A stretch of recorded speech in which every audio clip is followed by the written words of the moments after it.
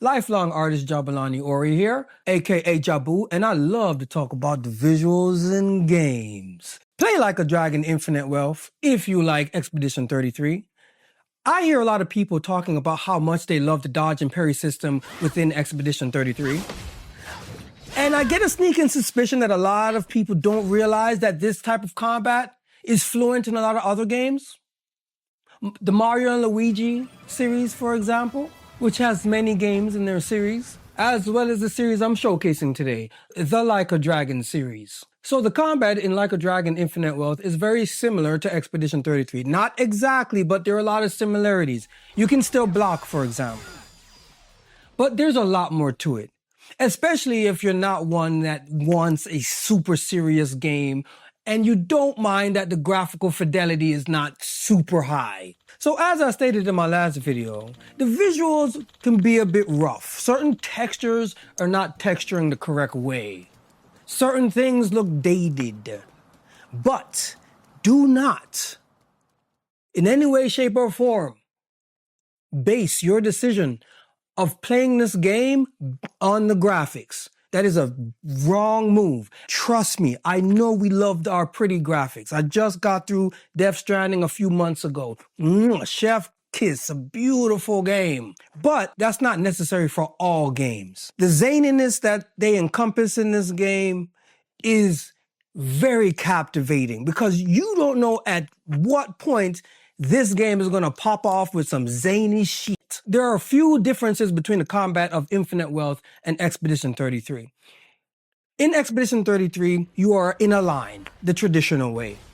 In Infinite Wealth, you are all over the place. This game gives you control over where you place your character before you land or select an attack. And I love this because these devs make it so hilarious. They take the physics of the enemies and crank them up to 11. And enemies seem way lighter in this game than real life. So when you punch an enemy, they literally go flying a couple of yards. I think this adds to not only the impact in the game, but actually the hilariousness in the game. There's just something satisfying about hitting enemies for some reason. And because sometimes when you hit enemies, they land into other enemies and then wrap around pose like spaghetti noodles, it's just hilarious to me. It's just hilarious seeing that. And it actually reminds me of a time before graphics got really good, where developers didn't really get the physics down properly. So you had high-end games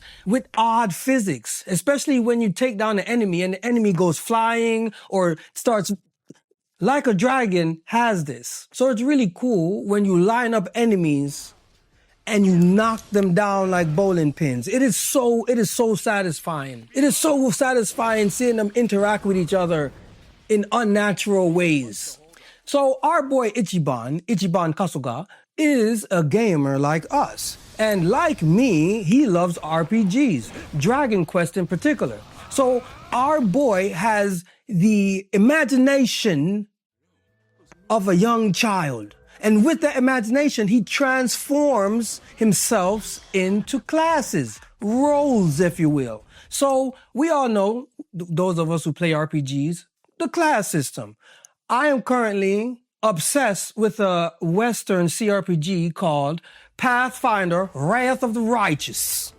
Incredible game. A lot of reading, but it is incredible. Anyone that's like into Mass Effect and don't mind reading, into Baldur's Gate and don't mind reading, because this is my fourth CRPG, and I know I'm going off on a tangent, but check out that game. It is so good. Back to what I was saying. So in RPGs, we got classes. We all know you got your DPS, you got your tank, you got your healer, right? Particularly in Western RPGs, we see this a whole lot. There are also elements of this in JRPGs as well. I absolutely love Final Fantasy Rebirth, and there's a subtle class system in that game as well. Barret being a tank, Cloud being DPS, Aerith is a healer, and so forth and so forth. So our boy Ichiban uses his imagination and he changes his squad into roles or classes. But unlike the other games, here they're actually real human roles, like a samurai, a maid, a linebacker, a fire dancer. There are various classes in this game, and I do not want to spoil all of them for you. I think I've said enough. I may have said too much, actually. One of my favorite classes is actually the maid class, a role by Shitoshi. Shitoshi. She plays this role very well. I love this class so much because one, she actually looks like a maid, and two, she actually uses cleaning appliances to bust ass. Whether it be a mop, an iron, it just feels good playing as that class. They even have a scuba diving class that I actually really like. I think it looks weird and zany, but like I said, this game, it does weird things. And it's meant to make you laugh. If you have a few atoms of laughter in your makeup, then you're gonna have a good time. But don't get it wrong, this game has some very dark, deep moments, just like Expedition 33. The only difference is they put a thick-ass layer of zaniness on top of it, which I think is magnificent. You can have both in the world. And Ichiban's mind doesn't just apply to us and our party. This extends over to the enemies as well, because they also get morphed into the weirdest, almost creepy-esque enemies that you're probably gonna find in the game. And these creepy-ass enemies are actually based off of real nasty traits that we see in real life, which is even creepier. But the game does a good job, again, with the physics to make you feel like the ultimate solution to handling all problems are the fists. So I think the guys who made this game are actually Final Fantasy fans as well.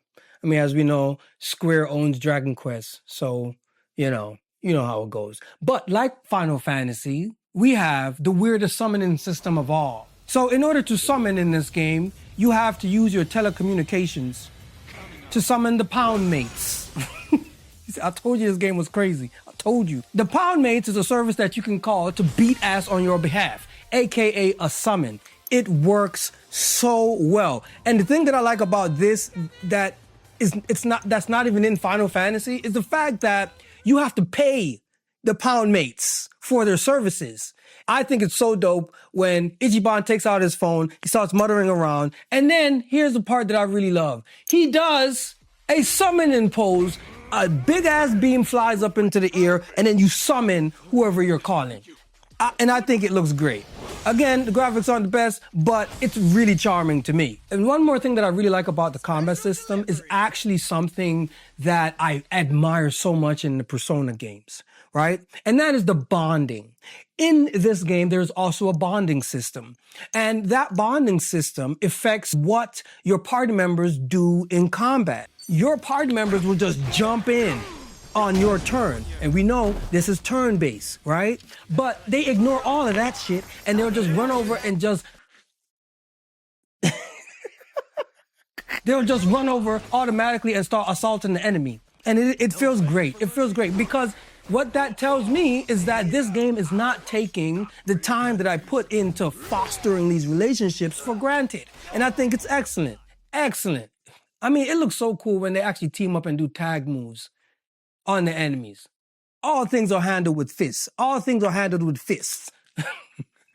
No negotiation, no diplomacy, just fists. You can have a laugh with your games and actually enjoy them instead of just looking at games media. There are a lot of people who look at games media instead of actually playing games, but that's a story for another day. I would say definitely pick this game up. There's a lot to do in here. The world is like GTA. The combat is really fun. The story is actually really gripping. It takes a while to unravel, but where I'm at now in the story, things are starting to go down and it feels great and looks great as well. So for those of you who already forgot who I am, my name is Jabulani Ori, aka Jabu, lifelong artist. I gotta keep saying that. So if you're curious and you'd like to see my work, you can simply head over to my website, jahbu.com. Right now, I have a small selection and I had a talk with my wonderful wife and she was saying to just put your whole portfolio up. I don't know.